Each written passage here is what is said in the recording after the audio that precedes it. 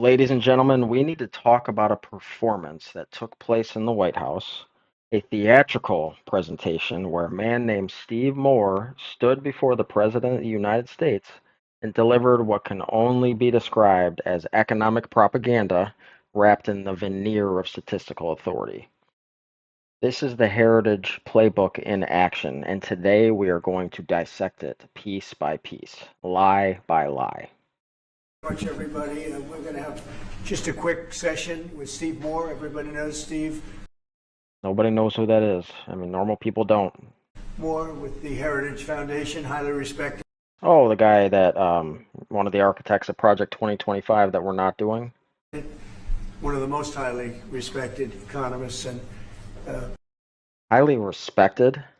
This is Steve Moore we're talking about, the man who Donald Trump tried to nominate to the Federal Reserve and couldn't because even Republican senators thought he was too much of a partisan hack.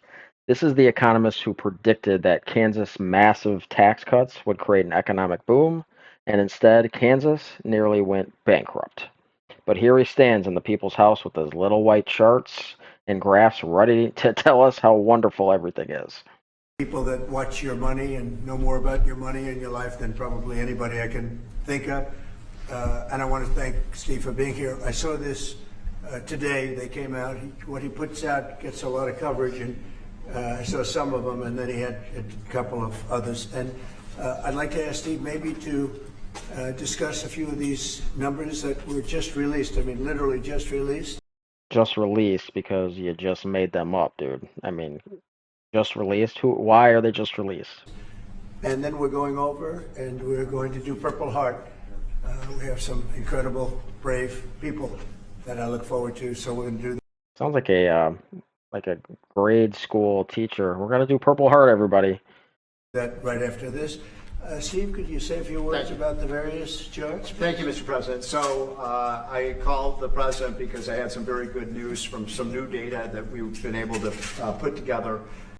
New data we've been able to put together. What does that mean? Data of what? That no one has ever seen before. No one's ever seen it because it's not real. Like, that's the dumbest way to sell this to people. And I'll just very quickly go through these. So I was telling the President that he did the right thing in calling for a new head of the Bureau of Labor Statistics, because this shows that over the last 2 years of the Biden administration, the BLS overestimated job creation by 1.5 million jobs. You can already tell, guys, this isn't about economics. It's about narrative control. This is about taking a man who has been wrong about virtually every major economic prediction of the last decade and giving him a platform to rewrite history in real time. Stephen Moore, just remember Heritage Foundation, the same Heritage Foundation that gave us Project 2025, the same Heritage Foundation that wants to gut Social Security, Medicare, and give more tax breaks to billionaires.